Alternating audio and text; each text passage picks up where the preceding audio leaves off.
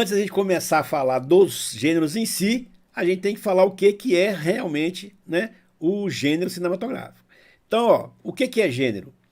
O gênero, na verdade, ele é uma formatação, uma norma, uma estrutura que foi desenhada, criada por algumas pessoas, principalmente pela indústria, né, de cinema, televisão, mas ele não é especialmente, propriamente do cinema e da televisão. Gênero vem da literatura, né? E vem até mais antigo ainda, vem do teatro grego, né? Quem começou a separar essa questão de gêneros na dramatização, na verdade, foi lá na Grécia com a tragédia, que ela começa 500 anos antes de Cristo, e depois a comédia. Esses foram os dois gêneros iniciais, né? Que surgiram aí, né? Que foram trabalhados aí pelos gregos. A tragédia hoje, ela não tem esse formato, esse gênero tão forte no cinema hoje. Ele é mais cai pro drama, né? Porque tragédia é um nome muito trágico mesmo, né? As pessoas não vão querer assim, ir ao cinema para ver uma tragédia, né? Então, tragédia é uma coisa ruim, é sempre como algo negativo. Agora, um drama, não, um drama é algo que eu vou lá me emocionar, que eu vou me simpatizar, vou ter uma empatia com aquela história, com o personagem. Então, ele é mais, né, vendável, né? Então, não se usa mais esse gênero de tragédia. Mas essa formatação, essa estrutura criada entre os a estrutura desses gêneros foram criados na Grécia, né? Com a tragédia e depois a comédia. A comédia vem 50 anos depois, com 550 anos antes de Cristo. Então, olha só, é muito antigo, né? Como eu sempre falo para vocês aqui no curso, quem acompanha a gente no nosso curso, o cinema não traz nada de novo, ele não inventa nada, ele incorpora aquilo que vem do teatro, da literatura, e ele simplesmente utiliza isso dentro de uma nova roupagem de linguagem que é própria do cinema. Cada veículo, cada plataforma, seja ela o teatro, a televisão, o rádio, o cinema, o jornal, ou até mesmo agora as plataformas de streaming, elas têm uma linguagem própria. Pode ser que nesse começo aí, quando uma plataforma está se evidenciando ou disputando o mercado com outra, elas se confundam muito. Mas com o tempo, com o passar do tempo, a tendência é que elas vão ficar cada vez mais características da sua própria linguagem. Eu ainda quero fazer aqui um vídeo exatamente sobre isso. Qual que é a diferença entre a televisão aberta e as plataformas de streaming, né? Tem gente falando que Netflix é televisão. Eu não concordo com isso. Porque são plataformas diferentes, têm estratégias diferentes, têm uma relação com o público diferente. E gêneros diferentes também, né? Tem gêneros que ficam melhor de ser trabalhados na televisão e tem gêneros que ficam melhor de ser trabalhados, né, nas plataformas online. Então isso tudo são características que você que vai entrar nesse mercado, você tem que acabar se identificando com ele. Então o que é o gênero, né? Como que a indústria categoriza isso e por quê?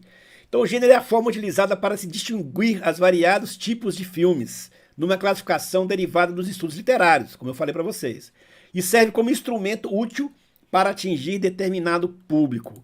Pessoal, eu sempre falo isso, vou reafirmar mais uma vez. Se você está chegando agora, você não viu os cursos que a gente tem fazendo aí ao longo do canal, o cinema, pessoal, ele não é uma obra própria, né? Ele não é uma obra para você. Ninguém escreve um roteiro que você gostaria de ver. Todo o produto de comunicação, seja ele televisão, né, streaming, cinema, ele é uma obra projetada para alguém assistir. E nesse mercado, quanto mais gente assistir, melhor, né? Então não posso pensar num roteiro de um nicho específico de gente. Até posso trabalhar isso muito especificamente, por exemplo, um documentário. Tem gente que gosta de documentário, tem gente que odeia. Então, se eu vou pensar no documentário, é um nicho menor. Mas mesmo assim, existe uma variedade de pessoas dentro daquele nicho ali que eu ainda tenho que estender e estudar para poder escrever um documentário, mesmo que seja um documentário para aquele grupo. Então não pense que é só uma questão de dinheiro. Você está sendo muito mercadológico. É que infelizmente, pessoal, na situação, né, vamos colocar assim, dos anos 50 para cá, né, cada vez mais o cinema ficou caro demais de se fazer, né? É uma indústria realmente. Um filme emprega 3, 4 mil pessoas durante 2 anos de preparação e até a exibição final do filme. E é muito dinheiro, muita gente envolvida, muito investimento. Então a gente pensar naquela visão clássica do cinema como expressão de obra de arte, né? Como a sétima arte, ele realmente é, né? Ele realmente pode ser isso. Mas nenhum roteirista vai conseguir vender um roteiro ou pensar em produzir um roteiro que seja um filme muito autoral, muito personalista. Todo produtor vai querer saber para quem que ele vai vender aquele produto, né? Para quem que ele vai vender aquele filme, para quem ele vai passar aquela mensagem, se você preferir assim. Tá? Mas a questão é que não existe um roteiro que não procure atingir um determinado grupo, um determinado tipo de pessoas, né? E aí a classificação de gênero vem exatamente para começar a direcionar isso. Se eu vou escrever uma comédia, quem é que gosta de comédia? Qual a idade das pessoas para quem é aquela comédia? Existe comédia adolescente, né, como Picardias Estudantis, por exemplo, no meu tempo, né? Esse filme é muito antigo, né? O Porcs, mais antigo ainda, a galera aí da geração dos anos 80 aí já deve lembrar logo desse filme. Mas filmes mais novos, por exemplo, mais recentes, a galera de 13 anos, 13, 15, 16 anos é um tipo de comédia. O jovem até de 35 anos é outra. Uma pessoa de mais idade, acima dos 40, é outro tipo de comédia. Então, até eu tenho que começar a conhecer aquele público, mesmo quando eu tenho um formato definido. Então, quem gosta de comédia? Tantas pessoas. Desses tantas pessoas, para quem eu vou me dirigir com mais ênfase? Qual faixa etária, né?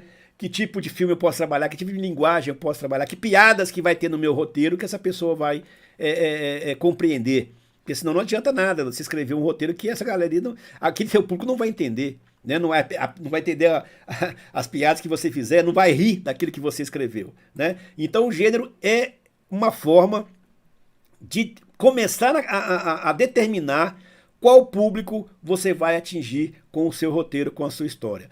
Isso é determinante, pessoal, tá? Toda vez que você for escrever um roteiro, mesmo que seja para participar de um festival, como a gente vem falando muito aqui, que uma forma de você começar como roteirista no Brasil é participando de festivais, você tem que pensar no público que você quer atingir, tá? Não adianta você falar assim, eu quero atingir todo mundo. Isso não existe, tá? Você nunca vai conseguir fazer um filme que vai atingir todo mundo, porque é impossível. Né? Cada grupo pensa de uma maneira, tem pessoas que gostam de determinado tipo de filme, não. Os mercados, né? O Brasil gosta de um tipo de filme, Estados Unidos gosta do outro, Europa de outro. Então não adianta você falar que gosta, que quer atingir todo mundo. Inclusive alguns festivais até pedem lá, né? Perfil, né, das pessoas que vão assistir o filme. Então você tem que conhecer isso, tá? Então isso aí não adianta você pensar que você vai conseguir escrever um filme para atingir todo mundo. Isso é impossível, você não conhece. Não consegue. Então vamos começar a falar um pouquinho desses 8 principais gêneros para a gente poder entender qual é a estrutura que está por trás de cada um deles. Primeiro, ação. A ação é o gênero mais popular. Ele cresceu muito, né? Começou muito nos anos 70, porque nos anos 60, nos Estados Unidos, a indústria do cinema estava passando por uma crise muito grande, por vários fatores. A própria audiência da televisão, que começou as sitcoms, né, que as pessoas ficavam em casa, né, no conforto lá com a família, para poder ver as séries de comédia. Né? Então era mesmo uma concorrência muito grande. O pós-guerra, né, também, que trouxe aí uma incerteza muito grande, na questão mundial. Então tinha muito filmes na televisão que falavam sobre essa questão do início da Guerra Fria ali, né? E essa incerteza do mundo todo, as pessoas ficavam mais em casa. O americano é meio complexo com isso, né? Então preferiam ficar em casa do que sair. Então o cinema começou a ter um prejuízo muito grande nos anos 60. Como é que ele começou a se reinventar? Primeiro, tecnologicamente. Ele melhorou drasticamente a estrutura dos cinemas, das telas, das câmeras, né? Do som. O que se fez hoje em relação ao 3D é a mesma coisa, né? A história ela se repete, ela não vai. Ela não tem nada de muito novo, não. Então, esse período, com esse melhoramento, né, por conta desse período de incertezas e baixa rendibilidade dos estúdios de cinemas, Eles começaram a investir em filmes que a televisão não conseguia fazer. E quais eram os filmes que a televisão não conseguia fazer? Os que tinham uma produção maior, efeitos especiais maiores. E aí então começou a explodir na tela filmes de ação. E os anos 80 foram recheados desses filmes de ação. E quem comandou, né, esse período nos Estados Unidos foi, né, com certeza, o Stallone, a partir do Rambo, e também o Schwarzenegger, a partir do Conan o Bárbaro. Né? O Conan o Bárbaro está classificado mais como filme de aventura. Ele não é um filme de ação. Mas Cobra, o Stallone Cobra, né? Todos os filmes do Rambo, todos os filmes que o Schwarzenegger fez de policiais, agentes secretos, né? Dominaram esse ano, mas não tem só eles. Tem o Claude Van Damme, Chuck Norris. Você quer saber quem são? Os atores dos Mercenários, né? Do filme que o próprio Sylvester Stallone trouxe aí de volta. Quase todos aqueles grandes atores de ação dos anos 70 e 80, ele trouxe quase como uma homenagem aí, né? Que ele fez nos filmes do Mercenário. Mas então, qual que é a característica principal desse formato, né? Dos filmes de ação? Vamos lá. Tá em inglês aí, pessoal. Nem mudei agora que eu vi. Depois eu conserto para vocês. Na edição da live eu conserto para vocês. Mas qual que é o gênero principal, né, do filme de ação? Geralmente são narrativas bem marcadas, onde há um embate claro entre um protagonista e um antagonista. Tá? E aí qual que é a característica essencial dele? O ritmo da narrativa.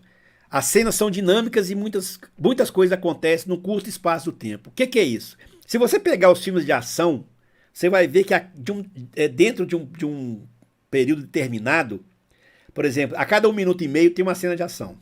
A cada 1 minuto e meio tem uma explosão. Você pode fazer essa continha aí. Se não for 1 minuto e meio, é um período de tempo padrão. Por quê? É exatamente o tempo que as pessoas têm para fazer aquela, né, no cinema lá, segurar na cadeira e relaxar. Segurar na cadeira e relaxar. Então você pode fazer essa experiência se você quiser. Então o ritmo de um filme de ação, ele sabe assim, ele acompanha um ritmo constante, e às vezes ele vai até aumentando, chegar no ápice, no clímax, para depois terminar o filme. Então isso é muito importante, pessoal, porque se você fizer um filme de ação com poucas cenas de ação, as pessoas podem não gostar do filme. Se você fizer um filme com muita cena de ação o tempo inteiro, as pessoas vão ficar eletrizadas demais. Então elas acabam também podendo não gostar do filme. Então há um ritmo. Esse ritmo é determinado pelas sequências de ação que você coloca, ou até mesmo do produtor, dependendo para que público que você vai assistir. Né? Você vai escrever. Se for um pessoal mais velho, de um filme de ação para um pessoal mais de idade, é um ritmo. Se for para a galerinha de 13, 14, 15 anos, é outro ritmo. Tá? Então, isso é essencial. E coisas que tem que ter no filme de ação. Se você pegar dos anos 70 e 80, quase todos os filmes de ação, tirando aqueles que não são ambientados em áreas urbanas, como Rambo, por exemplo, quase todos eles têm uma batida, várias batidas de carro. Americano adora ver carro sendo destruído. Né? Inclusive tem um filme do Blue Brothers, que se chama, no americano, o título em inglês. Mas até esqueci agora qual é o título em português. Mas é Os Irmãos Cara de Pau. Tá? Os Irmãos Cara de Pau foi um filme dos anos 80 que faz uma sátira a essa questão dos carros americanos. E tem destruição lá de... Nossa senhora, eu nem sei quantos carros. Tem uma cena lá que é quase 1 minuto e meio só carro sendo destruído. Do nada, à toa, de graça. Mas era mais uma sátira. Então, filme americano de ação, se não for ambientado em área... se for ambientado em área urbana, vai ter uma ou duas cenas de destruição de carro. Aí você pode fazer uma analogia com o Brasil. Tipo de filme de ação seria melhor aqui? O problema é que nós não temos filme de ação no Brasil, né? Feito de ação. Um ou outro, né? Sei lá, falar do Capitão Nascimento lá, mas não sei nem se é de ação, né? Tem uma açãozinha ali. Infelizmente o Brasil não tem uma produção de gêneros tão grande assim, tão diversificada como tem em outros mercados. Mas se você analisar os filmes de ação japonês, por exemplo, chinês, não tem tanta esse tipo de cena como tem nos Estados Unidos, né, nos filmes americanos. Então, dependendo para onde você escreve, você tem que ter uma noção de que aquele público ele gosta de ver, né? Principalmente nos filmes mais populares que atraem bilheterias maiores, né? Algumas cenas têm que fazer parte daquilo ali.